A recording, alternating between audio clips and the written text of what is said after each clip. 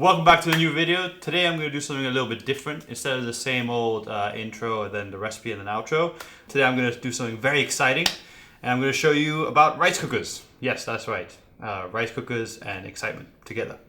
Okay, so something you didn't know about rice cookers is there's 4 different kinds. There's the conventional, there's Micom, there's induction, and then there's pressure. So they range from different prices.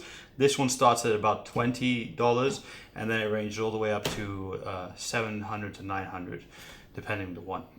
Now, I'm going to tell you about the different kinds and what their positive aspects are, and a bit more information about them, so you can make the right choice to what rice cooker you need for your rice cooking needs. The first one is this one, the conventional rice cooker. I think everybody knows this one. It's a very simple system. It just operates with a little on-off button, and basically it's a very standard, simple system. Once you turn it on, it just applies a certain amount of heat for a certain amount of time, and that's it.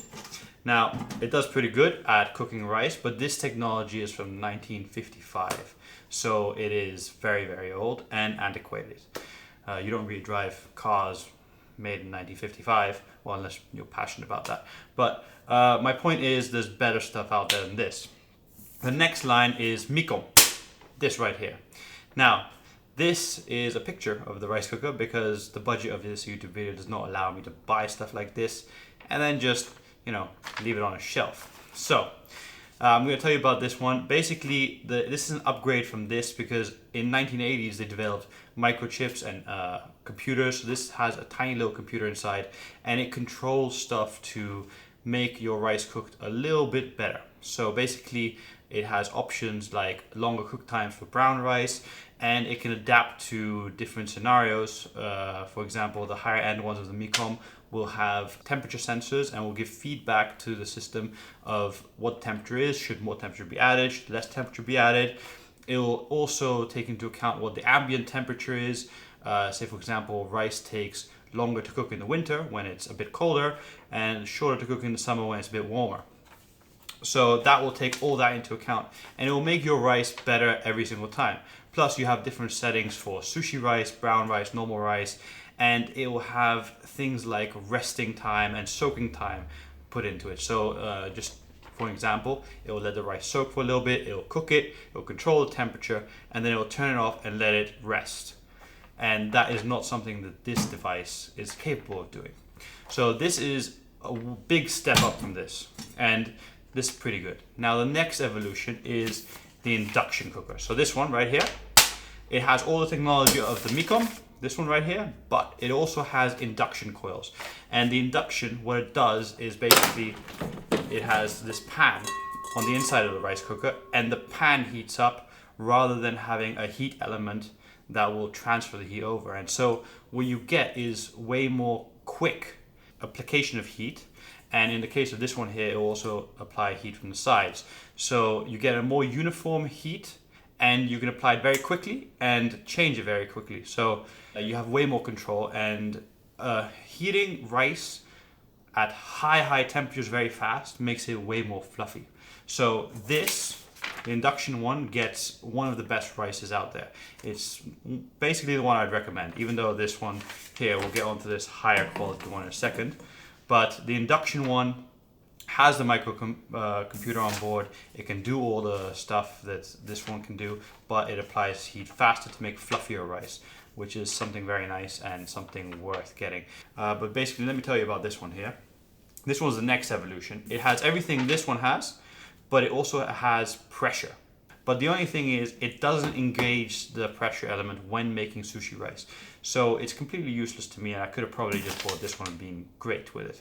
So that's why I'm recommending you this one. I only found out that this one only engages the pressure in the brown rice after I read through the entire manual trying to figure out how to engage the pressure systems. So I was very, very disappointed. But it does have a couple more advantages to this standard one, which is it has a platinum infused cooking pot. It says it right there, so you have to believe it. Basically what that does is it purifies the water as you cook, which makes a sweeter tasting rice. Also, if you use reverse osmosis water, which is very purified, it will make your rice sweeter. So just so you know that, just if you're going to use regular tap water or purified water through reverse osmosis, use the reverse osmosis. That way you get much sweeter rice. And if you combine that with a platinum pot, then it's gonna be amazing. Now it also has induction coils on the sides. Most of these, like this one here, will probably have just induction coils on the bottom. So this one has a more uniform distribution of heat, which is good. And if you're a fan of brown rice, then this one is definitely the one, but paying somewhere between 500 to 800 to 900 euros for a rice cooker for brown rice is quite a lot. Now I realize that during this video I have been saying that in US this rice cooker is $500, but in Europe it's 900, and that's just because of availability. The rice cookers are originally made in Japan, which means the Japanese ones don't need as much conversion to come to the American market, so they're way cheaper there for the same rice cooker. In Europe, you're pretty screwed when it comes to getting these Japanese rice cookers, because you have to get the Hong Kong model, and then you have to get a third-party company to get you the adapter. So they, take their commission. Then the Hong Kong ones cost a little bit more, and then you got import taxes. So you end up with a ridiculously priced rice cooker. Although they are pretty expensive still in Japan, but they become way more expensive in Europe. Okay, so I'm going to add some links in the description to this video to all the different models of rice cooker, just to help you out. And I recommend you get the induction one. Remember, just get an induction model, and that'll be better than just the Micom. Okay, so the rice cookers in this video, this one here is a Zojiroshi, and the ones in the pictures were also Zojiroshis. There's a reason for that. They have been one of the leading companies when it comes to rice cookers. And as such, I did ask them if they would like to send me these two, so I wouldn't have to hold pieces of paper, but they said no. With such in mind, there are different companies you can go to instead of Zojiroshi. You can go to Tiger, Hitachi, Panasonic, and Toshiba. They're all pretty good companies, and I recommend you go check them out. I'll link in the description to all their rice makers, but I will also link to Zojiroshi because they were the pioneers in a lot of rice cooking technology. For example, the first conventional ones and keep warm settings and quite a few features were originally their designs. So without their evolution of the rice cooker, we wouldn't be where we are today. So we should respect that a little bit, but I would have loved it if they would have sent me these so I could not hold paper. Anyway, thank you for watching this. I hope you enjoyed this video. If you enjoyed this and you want to see more videos like this and different videos on my channel, then please share this with a friend of yours or hit the like button. Maybe do both. Thank you for watching. See you in the next one. Goodbye.